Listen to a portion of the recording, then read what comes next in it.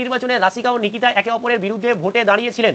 রাশিকা 54% vote পেয়েছেন এবং 1280 ভোটে নির্বাচনে জয়ী হয়েছেন। তাহলে নির্বাচনে মোট ভোট সংখ্যা কত ছিল, মানে মোট ভোটার কত?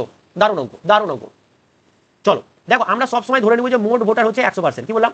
মোট ভোটার হচ্ছে 100%। তার মধ্যে দেখো 54% ভোট পেয়েছে, তাহলে যে হেরেছে অবশ্যই 46% ভোট পেয়েছে। ঠিক ঠিক না? কি 54% পেয়েছে দিয়ে জিতেছে, ভালো কথা। তাহলে আরেকজন পেয়েছে 46% ভোট, তাহলে কত পার্সেন্ট ভোটে জিতেছে? দেখো 8% ভোটে জিতেছে। আর 8% ভোটটাই বলে দিয়েছে কত ভোটে জিতেছে, 1280 ভোটে জিতেছে। বাস হয়ে গেল। তাহলে 8% সময় যদি আমি এটা পাই, তাহলে 100% বের করলে হয়ে গেল। তাহলে এখান থেকে আমরা 1% তাহলে বের করলি, 1% সমান সমান হচ্ছে 1280 বাই হচ্ছে 8। তাহলে এটা কেটে যাচ্ছে, ঠিক আছে।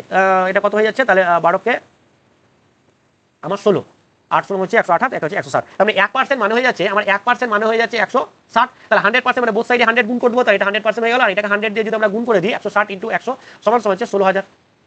তাহলে আমার টোটাল, আমি বললাম প্রথমেই যে কি আমাদের 100% মানেই হচ্ছে যে কি আমাদের টোটাল ভোটার হয়ে গেল আমাদের 16,000 কিন্তু আমাদের হয়ে গেল। তাহলে আমাদের কত হলো? Option C, option